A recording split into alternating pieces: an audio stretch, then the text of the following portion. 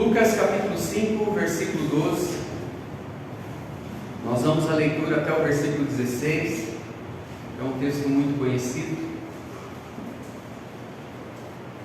Vamos à leitura. E aconteceu que, quando estava numa daquelas cidades, eis que um homem cheio de lepra, vendo a Jesus, prostrou-se sobre o rosto e rogou-lhe, dizendo: Senhor, se quiseres, bem podes limpar-me. E ele, Jesus, estendeu a sua mão, tocou-lhe, dizendo: Quero ser limpo. E logo ou imediatamente a lepra desapareceu dele. E ordenou-lhe que a ninguém o dissesse, mas vai, disse, mostrando-te ao sacerdote, e oferece pela tua purificação o que Moisés determinou, para que lhe sirva de testemunho. A sua fama, porém, se propagava ainda mais, e ajuntava-se muita gente para o ouvir, para ser por ele curado das suas enfermidades. Ele, porém, retirava-se para os desertos e ali orava. Meus irmãos, nós temos aqui no capítulo 5 de Lucas uma situação muito difícil de uma pessoa que estava enferma. Por isso o nosso tema de hoje é: quando apenas um pecado pode te salvar. É notório os feitos e os sinais extraordinários que foram feitos por Jesus, naquele tempo, como uma apresentação para todo o povo ali, que Jesus era o Messias no seu ministério. Eu convido os irmãos a abrir em Mateus, no capítulo 4, e versículo 15 a 17. Mateus, capítulo 4, do versículo 15 até o versículo 17, fala sobre a vinda do Messias a este mundo, os seus feitos extraordinários que foram feitos aqui, e nós vamos falar essa noite. Mas mais importante que a sua cura física que Jesus trouxe para esse leproso é a cura espiritual dos nossos pecados. Mateus capítulo 4, versículo 15 diz assim: E a terra de Zebulon e a terra de Naftali, junto ao caminho do mar, além do Jordão, a Galileia das nações. O povo que estava sentado em trevas viu uma grande luz, e os que estavam assentados na região da sombra da morte, a luz radiou. Desde então começou Jesus a pregar e a dizer: Arrependei-vos, porque é chegado o reino de Deus. No versículo 23, ainda falando do período do ministério aqui, no começo do livro de Mateus, dá uma noção daquilo que Jesus fez neste mundo aqui. Versículo 23 diz: E percorria Jesus toda a Galileia, ensinando nas sinagogas e pregando o evangelho do reino, e curando todas as enfermidades e moléstias, ou seja, briga entre o povo. E a sua fama correu por toda a Síria, e traziam todos os que padeciam, acometidos de várias enfermidades e tormentos, endemoniados e lunáticos, e os paralíticos, e ele os curava. E seguia uma grande multidão da Galileia, de Decápolis, de Jerusalém, da Judéia, além do Jordão. Olha só que nós encontramos um resumo de todo o ministério de Jesus aqui. Por isso nós estamos começando a falar quando apenas um milagre pode salvar a gente de determinadas situações ou condições. Nós encontramos em Lucas, você pode voltar lá no capítulo 5, um homem acometido de lepra. Por isso que é o nosso tema de hoje. É a questão deste homem, a situação dele, a condição dele mostra para nós em que há momentos da nossa vida, em situações que são tão difíceis que você pode pensar assim: ou Deus faz um milagre, ou eu não saio dessa situação. Talvez isso já aconteceu com você, uma enfermidade, uma situação muito difícil, talvez com um familiar seu. Em todos os momentos, a gente busca recursos para tudo que a gente pode buscar de solução, não é verdade? Quando a gente vê a vida desse leproso aqui, olha só o versículo 12. E aconteceu que, estando ele numa aldeia daquelas cidades, eis que um homem cheio de lepra, vendo Jesus, prostrou-se o seu rosto e rogou-lhe, dizendo: Senhor, se quiseres, podes me limpar. Então, as situações, e eu acredito, meus irmãos, que tanto este homem como aqueles outros enfermos que nós lemos ali, de várias situações acometidos de doenças, eles procuraram resolver a sua questão.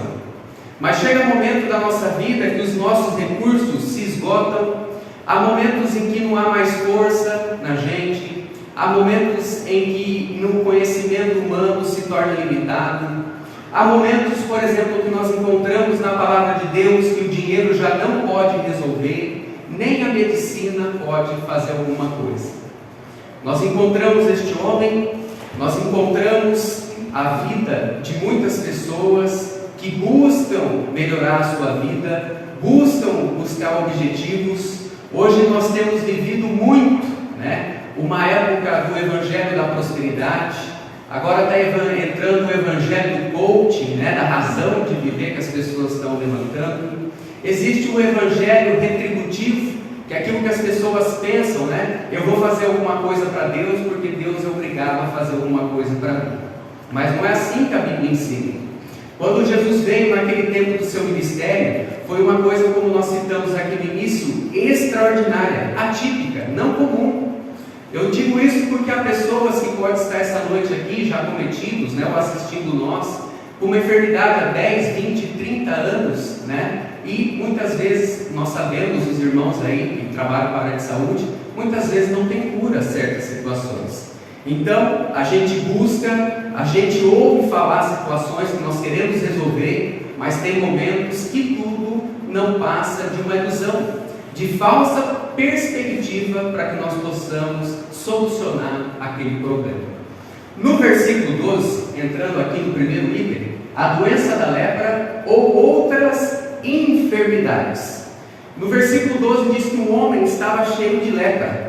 Algumas traduções trazem um homem coberto de lepra. É interessante que no capítulo aqui de Lucas, quem descreve essa doença é um médico. É claro que ele é inspirado pelo Espírito Santo, mas a tradução que nos traz também aqui no original é dos pés da cabeça até os pés. Olha só a enfermidade. Era uma enfermidade que trazia a pessoa como uma pessoa que era uma pessoa excluída da sociedade. Nós vamos falar sobre isso. Não havia naquele tempo remédios para poder curar. Existiam vários tipos de lepra naquele tempo, mas este homem é um homem que vaga sozinho, como outras pessoas vagavam naquele tempo.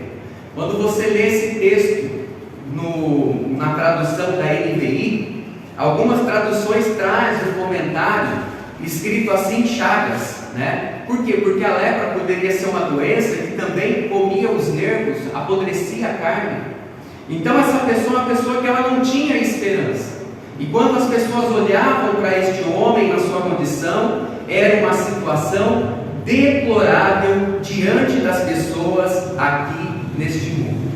Por isso que Jesus, para nós, Ele é a única esperança. Qual que é a esperança de uma pessoa que tem, por exemplo, Parkinson? Uma pessoa que, por exemplo, tem Alzheimer? Um endemoniado no tempo de Jesus, um lunático, um cego, um coxo, um paralítico? Não é verdade? Que esperança que tem essa pessoa de ter a sua saúde restabelecida? Quem que pode mudar a nossa condição neste mundo? Quem poderia mudar essa condição deste homem leproso? Fazer com que ele pudesse voltar para a vida que ele tinha anterior, antes da lepra. Não é assim? Se Jesus não é a nossa única esperança de nos fazer para voltar à vida anterior que Adão e Eva tinham diante de Deus.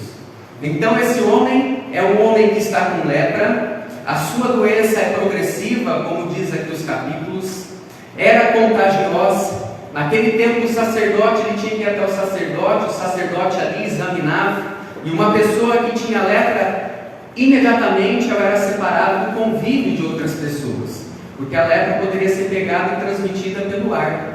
É assim que nós encontramos alguns relatos.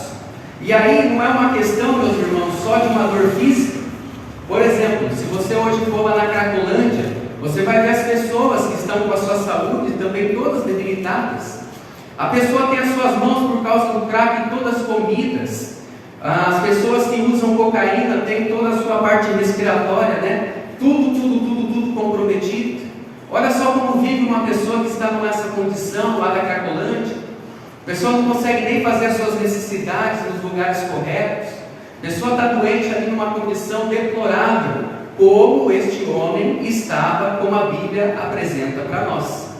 Mas quando você olha, ainda mais duas questões ainda, que faz uma vida chegar onde pode chegar na natureza humana. Não é só a questão da dor física que ele tem, que ele sente, porque a lepra, como o Lucas coloca aqui na tradução do grego, além de apodrecer os seus membros, existia também a questão do isolamento social. Eu não sei se os irmãos viram essa semana que passou, mas agora é lei, é obrigatório as pessoas que estão internadas poderem fazer videochamada. Não sei se os irmãos da saúde atrás aí não viu? Por quê? Porque o isolamento mata uma pessoa emocionalmente. Então a pessoa não podia trabalhar, muitas vezes nós reclamamos que nós vamos para o nosso trabalho, ganhar o nosso pão de cada dia, mas este homem ele foi tirado do seu trabalho. Ele não podia mais trabalhar. Ele não podia mais chegar no final do dia e dar um abraço nos seus filhos, na sua esposa, na sua mãe, no seu pai. Então perceba que além da doença física, existiu o que? Uma doença emocional. As pessoas que tinham esse tipo de doença naquela época eram levadas para as cidades ou levadas para as cavernas. Lembra do endemoniado? Ele não vivia no meio das pessoas, ele foi levado para o cemitério. Havia as correntes que o separavam. Então isso também é uma dor. Mas além da dor física, além da dor emocional, nós ainda temos o condicionamento religioso que se dava para a lepra naquele tempo. Olha só, quando você olha para a palavra de Deus no Velho Testamento, a lepra não só era uma doença, mas também era considerada uma maldição de Deus. Tem 3 casos que nós podemos pegar na Bíblia aqui para citar. Por exemplo, o primeiro caso é o caso de Miriam. Miriam, ela se rebelou contra a autoridade de Deus e ela foi atacada por lepra. Então, ela deveria ser separada e ela foi separada naquele tempo, não é? Então é um caso que as pessoas olhavam e diziam, não só uma doença, mas também um castigo de Deus para aquela pessoa. Nós sabemos que a Miriam, Deus perdoou seus pecados e ela voltou novamente. E uma pessoa que às vezes tinha lepra era considerada como uma ressurreição.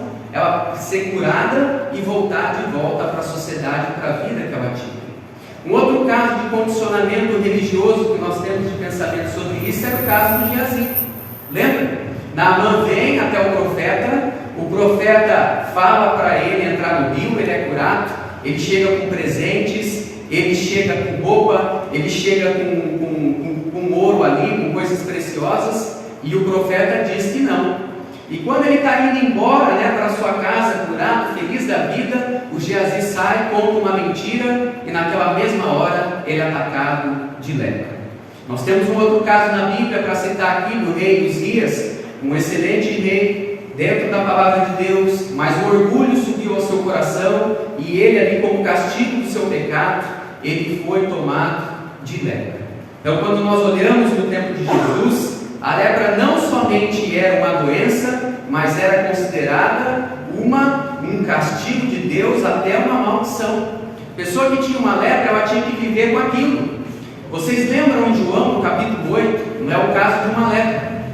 No capítulo 9, do versículo 1 ao versículo 3, os discípulos olham para uma janela, um homem cego de nascença, e diz para Jesus: Senhor, este ou seu pai, seus pais que pecaram para que este nascesse assim. Então, toda vez que havia uma enfermidade, havia uma atribuição de castigo de Deus. Nós temos um homem na Bíblia que é chamado de justo. Nós temos um homem na Bíblia que ele foi considerado um grande pecador, por ser fiel a Deus. Ao contrário, lembra do caso de Jó? Por que Jó foi atacado de uma chaga ali para a morte? Era porque ele era um pecador? Não, muito pelo contrário. Satanás chegou na presença de Deus e disse: olha, ele só faz as coisas que faz pelas bênçãos que o Senhor dá. Então ele foi tomado todo de chaga, perdeu seus filhos, perdeu seus bens. A Bíblia cita isso. E o seu amigo Elifaz levanta e diz para ele: olha, alguma coisa grave contra Deus você cometeu, porque senão você não estaria colhendo o que você plantou. E foi assim a história de Jó. Se Deus não aparece, restaura a sua vida e mostra que Jó era uma pessoa temente a Deus, até hoje Jó teria esse estímulo. Seus amigos o acusando, aquela pessoa que é cega sendo acusada pelos próprios discípulos de Jesus, e muitos outros casos que nós podemos encontrar na Bíblia. Então, além da dor física, além da dor emocional, psíquica, nós temos esse condicionamento religioso. As pessoas gostam de apontar os dedos para as outras pessoas e achar que aquilo que acontece é um castigo. Nós pensamos muitas vezes isso. Então, dentro da minha casa, eu quero misericórdia de Deus, mas na casa do meu próximo, eu quero justiça. Se isso está acontecendo, é porque esse leproso fez alguma coisa para que isso aconteça. Mas Jesus, ele vem. E olha só que interessante, porque Jesus vem, e aonde há Cristo, há graça. Nós lemos em Mateus no capítulo 4, fazendo um resumo do ministério de Jesus, mas lá em Isaías no capítulo 53 e versículo 5, nós conhecemos muito, esse texto quando nós celebramos aqui a ceia, e a palavra de Deus diz na parte final do versículo: e o castigo que nos traz a paz estava sobre ele, e sobre as suas pisaduras ou sobre as suas feridas nós fomos sarados. Então, diante de Cristo, meus irmãos, depois que Cristo veio neste mundo e tirou a maldição da morte, do pecado sobre a vida do crente, uma restauração na qual nós aguardamos novos céus e novas terras. Quando um crente peca, ele não é tocado por lepra. Quando nós pecamos, nós também não morremos, porque há graça em Cristo de nos guardar, de nos mostrar o caminho para arrependimento dos nossos pecados. Então este homem, ele está vivendo um momento de muita tristeza, talvez esperando a morte para chegar, os seus dias, para ele poder ter um descanso e uma paz. Então, o nosso segundo item: você pode estar cometido de uma doença grave, pode não ser a lepra. Como eu disse, tem pessoas que têm 10, 20, 30 anos às vezes com enfermidade. Não significa que Deus não pode pôr a mão e curar, mas aquele movimento que Jesus fez foi um movimento extraordinário. Foi um movimento que as pessoas ali eram curadas e chegavam até Jesus. Não significa que se você orar para Deus e Deus não te curar de uma enfermidade, não significa que Ele não está com você. Esses dias eu estava no hospital, eu orei para muitas pessoas, mas nenhuma pessoa que eu pus a mão, ela foi curada, porque Deus não trabalha assim. Deus trabalhou naquele tempo. Deus não trabalha com a figura do homem, o homem vindo, tocando para que dá poder para o homem, não. Mas através de Jesus, Deus tem operado e pode operar muitos milagres. Por isso, no nosso segundo item aqui, nós temos o clamor daquele que já não tem mais esperança. Este homem, ele não tinha mais esperança, mas não esperança em Deus que ele não tinha mais nas coisas terrenas, ele não tinha mais esperança nas coisas deste mundo. No versículo 33, Lucas, pode voltar lá no capítulo 5, versículo 3, a palavra de Deus diz assim: e ele estendeu a sua mão, tocou-lhe dizendo: quero, seja limpo. E logo a lepra desapareceu. E Jesus ordenou e disse que a ninguém contasse, mas vai, disse, mostra-te ao sacerdote, oferece pela tua purificação que Moisés determinou, para que te sirva de testemunho. Olha que coisa maravilhosa. Talvez essa é a parte mais importante da nossa mensagem. Meus irmãos, quando chega o fim para os homens, que é quando você não tem mais recurso nenhum para poder trazer uma solução, e apenas um milagre serve para você, é aí que nós paramos muitas vezes e deixamos o trabalhar de Deus em nossas vidas. Nós paramos de olhar para a nossa força, nós paramos de olhar para o nosso conhecimento, para o nosso dinheiro, para a ciência, para a medicina, e nós passamos a olhar para Deus. Às vezes há momentos de muita tristeza, há momentos de muita dor. Não que isso não possa acontecer num tempo de bonança, mas geralmente num tempo de bonança nós esquecemos de Deus. Nós arrumamos solução pelas nossas próprias forças. Vai Jeremias capítulo 17 diz sobre isso. Mas no momento de dor, um momento de tristeza, nós deixamos de olhar para nós e nós começamos a olhar para quem? Para Deus. Porque Deus, Ele é o autor da vida. E este homem, ele olha para Cristo, e eu fico imaginando uma pessoa isolada da sociedade, uma pessoa sem notícias, uma pessoa sem um convívio social, porque ele está ali sozinho, né? Nós vamos falar de Lucas no capítulo 17, lá pelo menos tem mais 9 leprosos com ele. Esse aqui está sozinho, não é verdade? Quando você lê a Bíblia. Mas eu fico olhando e imaginando o assunto de Jesus chegando até os confins da terra. Não somente ali na Galileia, porque essa é uma história contada de uma ordem cronológica lá em Mateus, depois das bem-aventuranças, né? Ali, daquelas cidades, como traz o texto aqui, do versículo 12, ali na Galileia, né? A religião, por exemplo, dos judeus, eles não chegaram até lá. Eles não foram até os lugares esquecidos. Eles não foram até Samaria. Eles não foram até Decápolis, no lado oriental ali. Para você ver que quando tem uma alma que Deus quer salvar, Deus vai para todos os cantos deste mundo. Não importa o que seja, não importa a condição da pessoa. Uma alma vale muito para Deus. Então olha só, a situação era ruim. Não, a situação era péssima, deplorável. A família já não tinha mais esperança, já tinha dado como perdido. A religião judaica o incriminava, né? Fez alguma coisa para estar nessa condição. A medicina era ineficaz no seu caso. Pensa na lepra nos dias de hoje como se fosse um câncer em fase terminal. Mas aí vem o pedido de um pecador para Deus. No Salmo 6, eu queria abrir com os irmãos lá, Davi, ele clama para Deus.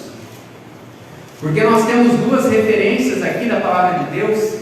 Natan, eu falei que eu não queria água, mas se você não trouxer água, não tem mais voz. Por gentileza, Natan. Salmos no capítulo 6, Davi recorre ao Senhor. E a mensagem aqui da sua oração é o homem, né? O Salmo é uma coisa maravilhosa, que é o homem falando com Deus. Os profetas vêm e é Deus falando com o homem, mas o Salmo é o homem falando com Deus. No capítulo 6, versículo 1, nós podemos refletir duas coisas importantes para nós, pecadores. Para nós que estamos debaixo da maldição do pecado, da morte, das doenças, das enfermidades, das adversidades. Versículo 1: Senhor, não me repreendas na tua ira, nem me castigue no teu furor. Tem misericórdia de mim, Senhor, porque sou fraco. Sara-me, Senhor, porque os meus ossos estão perturbados. Até a minha alma está perturbada, mas tu, Senhor, até quando? Volta-te, Senhor, livra minha alma, salva-me por tua benignidade. Porque na morte não há lembrança de ti, no sepulcro quem te louvará? Já estou cansado do meu gemido, toda noite faço nadar na minha cama, molho o meu leito com as minhas lágrimas. É uma situação difícil, não é verdade? É uma situação que você só pode dizer duas frases: ou a pessoa espera a morte chegar, ou ela olha para Jesus E para mudar o seu destino, ela espera um milagre. Nosso tema de hoje, quando apenas um milagre pode te salvar. Então esse homem, ele vai ser salvo. Agora, o que ele faz? Ele busca o Senhor. Se fosse você, ou o que você tem buscado? Buscado para você? Buscado para os seus aqui neste mundo? O que você tem feito para buscar quando você tem um problema? Seja um problema desse tamanho que você pode resolver com a sua força, ou seja um problema que você não tem como resolver. Quem que você tem buscado? Agora volte lá em Lucas e veja o comportamento deste homem. No versículo 12, vamos mais uma vez à leitura. Ele diz assim no final, dizendo: Senhor, se quiseres, bem pode me limpar. A gente precisa aprender com ele, como está na presença de Deus. Na outra oportunidade, na quarta-feira, nós falamos como convém orar para Deus. Agora, como convém pedir alguma coisa para Deus? Olha o comportamento deste homem na sua frase. Quando ele chega prostrando-se o seu rosto. E Mateus diz que ele adora a Deus. Olha só o seu comportamento. Ele não exige, ele adora a Deus. Ele confia em Deus. Ele entrega a sua situação na mão do Senhor. Ele diz: Senhor, se tu quiseres, tu podes. Mais uma coisa que nós encontramos aqui no seu comportamento é que ele reconhece a soberania de Deus. Se tu quiseres. Se Deus quiser, Deus pode curar ele. Se Deus quiser, Deus pode não curar ele. Deus não vai deixar de ser Deus, porque Ele tem, nós temos ou não, a nossa oração atendida. Porque como o irmão Félix dizia, e o pastor Gilberto quase todo o culto diz, Deus vai fazer o que dá mais glória para Ele. Por isso que Jesus desceu dos céus, além de pagar os nossos pecados, levar as nossas enfermidades, Ele morreu em primeiro lugar para que a glória de Deus fosse se manifestar. Então ele chega para Jesus e diz essas palavras. E Jesus o que faz no versículo 13? Jesus estende as suas mãos para ele. Jesus diz: eu quero. Meus irmãos, Jesus não saiu do céu à toa. Jesus quer que as pessoas entreguem a sua vida para ele. Quer que confiem que só há um Deus que pode tirar a maldição do pecado. Porque um dia, você tendo o seu pedido ou não atendido de uma enfermidade, de uma doença ou qualquer outra coisa, tudo será restaurado. Quando Jesus voltar e nos der uma nova vida, quando nós formos transformados e glorificados e estivermos eternamente com Deus. 2 pontos são importantes, por quê? Primeiro ponto, continuação do versículo: e logo a lepra desapareceu. Não é verdade? Então Jesus ele quer curar. Jesus quer que as pessoas cheguem até a sua presença. E outra coisa importante que diz o texto é a palavra logo, que em outras traduções traz imediatamente. Imediatamente ele foi curado.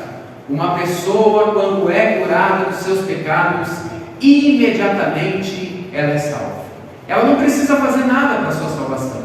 Ela precisa fazer como este leproso, entregar a sua vida para Jesus, os seus problemas, confessar os seus pecados, que imediatamente essa pessoa, ela pode ser salva. E você vai olhando para a palavra de Deus, versículo 12, versículo 13, versículo 14, até o versículo 16. E você começa a perceber dentro do ministério de Jesus, que tinha uma coisa muito pior do que a lepra como doença, ou como o câncer nos dias de hoje. Essa doença chama-se pecado. Porque o pecado, além de matar o corpo como a lepra, ele pode matar o corpo, o pecado, e lançar a alma no inferno. Também pode o pecado matar a nossa alma. Por isso que Davi clama no Salmo 6 sobre a sua alma. O pecado ele é mais contagioso do que qualquer cepa de coronavírus, né? Vamos trazer nossa realidade para hoje. A peste bubônica na Europa matou mais de 66% das pessoas. O pecado mata muito mais. O pecado separa as pessoas. E como nós dissemos, o pior de tudo isso é que ainda separa a pessoa de Deus. eternamente. Por isso que quando nós lemos a Bíblia ela trata a lepra como símbolo do pecado, não aquela questão religiosa, mas uma questão de mostrar a lepra em comparação com o pecado. Por quê? Porque quando você olha para a doença lepra, a lepra ela é mais profunda que a pele, não é verdade? Tem doença que fica só na pele, mas na casa deste homem, a doença estava comendo todo o seu corpo, toda a sua carne. A lepra é comparada com o pecado, porque o pecado também é profundo. O pecado vem de dentro do coração. Não é assim que Jesus disse?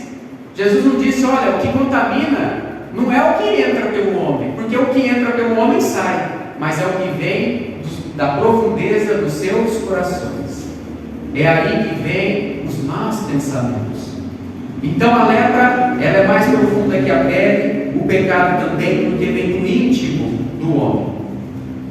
A lepra, ela separa as pessoas. As pessoas que têm lepra não podem viver naquele tempo e convivem com as outras. O pecado também. O pecado primeiro separa, conforme Isaías capítulo 59, versículo 2, separa o homem de Deus. E depois separa do seu próximo. Quantas famílias, por causa de uma ira, que é um pecado, por causa de uma mentira, foram separadas por causa de palavras malditas? Palavras que não deveriam ser usadas, por exemplo, as pessoas nunca mais se falam. Não sei se isso já aconteceu com alguém ou você conhece alguma história, mas a lepra separa, o pecado também separa as pessoas, primeiro de Deus e depois do seu próximo. A lepra também, ela insensibiliza. A pessoa, quando tem lepra, ela não sente nem calor nem frio nas suas mãos. É a mesma coisa do pecado. O pecado, ele cauteriza a nossa mente, a nossa consciência, nos torna indiferente. Muitas vezes a pessoa está entregue ao pecado, já não faz mais diferença. É a mesma coisa. A lepra, além de cauterizar a mente, a consciência, ela também, nessa comparação, deforma o corpo. O pecado também. Olha quantas pessoas com vício, como nós citamos na Cracolândia, as pessoas entregam os seus corpos todos deformados pela bebida, pelas drogas. Agora pode ser também porque o pecado também nos deforma o nosso caráter, com as mentiras, com a cólera, com as cobiças. E o pecado contamina, a lepra também contamina as pessoas, deixa as pessoas impuras. Se uma pessoa tocar numa pessoa que tem lepra, o que acontece? A pessoa está impura, segundo a palavra de Deus. Se você começar a andar com uma pessoa que só peca, que não tem Deus na sua vida, você daqui a pouco vai estar como ele. E por fim, o que a lepra faz? A lepra mata, e o pecado também mata. Mata o corpo e mata a alma, e lança no inferno. Você pode ir, o irmão Milton está aqui, o irmão Rafael, você pode ter uma enfermidade nos dias de hoje, você pode ir no Sírio-Libanês, você pode ir no Einstein, você pode ir no Moinho dos Ventos, os maiores hospitais aí no Brasil, todos têm limitações técnicas, científicas, para várias enfermidades, mas nenhum desses hospitais eles podem curar o pecado. Nenhuma dessas pessoas pode. O único hospital que pode curar o pecado chama-se, anota aí para você não esquecer, chama-se Igreja de Jesus Cristo. Esse é o hospital das almas. E toda vez que Jesus recolhe uma pessoa para ele, chama uma pessoa para a sua salvação, ele leva a pessoa para esse hospital. Lá em Isaías, no capítulo 53, versículo 4, como nós falamos, esse homem ele foi curado imediatamente, nós somos curados imediatamente pelo nosso pecado. Não precisa de obra humana, não precisa de batismo, não precisa de obras, não precisa de sacramento, não precisa de ceia. Você só precisa entregar a sua vida para Jesus. Nesse capítulo que nós conhecemos tão bem, versículo 4 diz que certamente Ele levou sobre si as nossas enfermidades e as nossas dores, tanto físicas como espiritualmente. Em Isaías, no capítulo 9, versículo 2 diz: e o povo que andava em trevas viu uma grande luz sobre os que habitavam na terra, da sombra da morte. E o que aconteceu no final do versículo? Resplandeceu a luz. Então a doença deste mundo, que é pior que a lepra, pior que o câncer, ou qualquer outra doença degenerativa, regenerativa, ou qualquer doença que você conheça que não tem cura. Nós estamos falando, para terminarmos, foi notório, como nós dissemos no começo, os sinais de Jesus e dos seus discípulos, dos apóstolos, para apontar o ministério de Cristo. Hoje Deus, Ele continua operando da mesma forma, mas aqueles sinais foram uma coisa extraordinária para que as pessoas reconhecessem o ministério de Jesus Cristo, do Messias.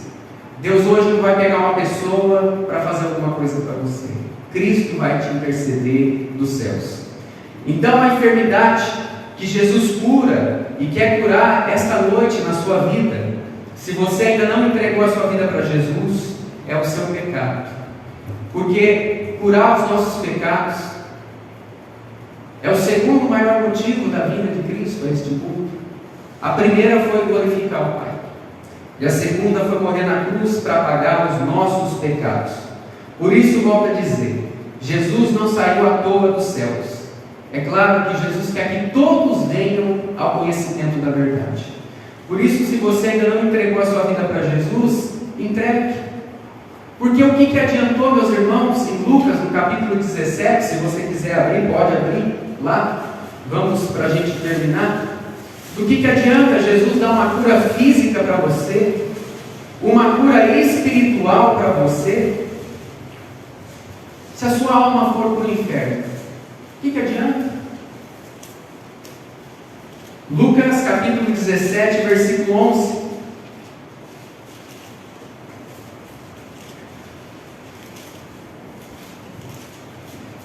E aconteceu que, indo ele a Jerusalém, passou pelo meio de Samaria e da Galileia. E entrando numa aldeia, ou numa certa aldeia, saíram-lhe ao encontro 10 homens leprosos, os quais pararam de longe, levantaram a voz dizendo: Jesus, mestre, tem misericórdia de nós. E vendo, Jesus disse: ide e mostrai-te aos sacerdotes. E aconteceu que, indo eles, ficaram limpos. E um deles, vendo que estava são, voltou glorificando a Deus em alta voz, e caiu aos seus pés com o rosto em terra, dando-lhe graça, e este era um samaritano. E respondeu Jesus e disse: não foram 10 os limpos? Aonde estão os 9? Não houve quem voltasse para dar glória a Deus, senão este estrangeiro? E disse-lhe: levanta-te, vai, a tua fé te salvou. A luz divina de Cristo, ela resplandece sobre todas as trevas, sobre a morte, sobre o pecado, sobre a doença. Por isso, se você ainda não fez menção na sua vida, você não parou para pensar como é a sua condição aqui como um leproso deste mundo, diante de Deus por causa dos seus pecados, que você possa tomar uma decisão por Jesus Cristo, confessar os seus pecados, se colocar aos pés de Jesus, porque Jesus vai te responder: sim, eu quero te curar dos teus pecados. Amém?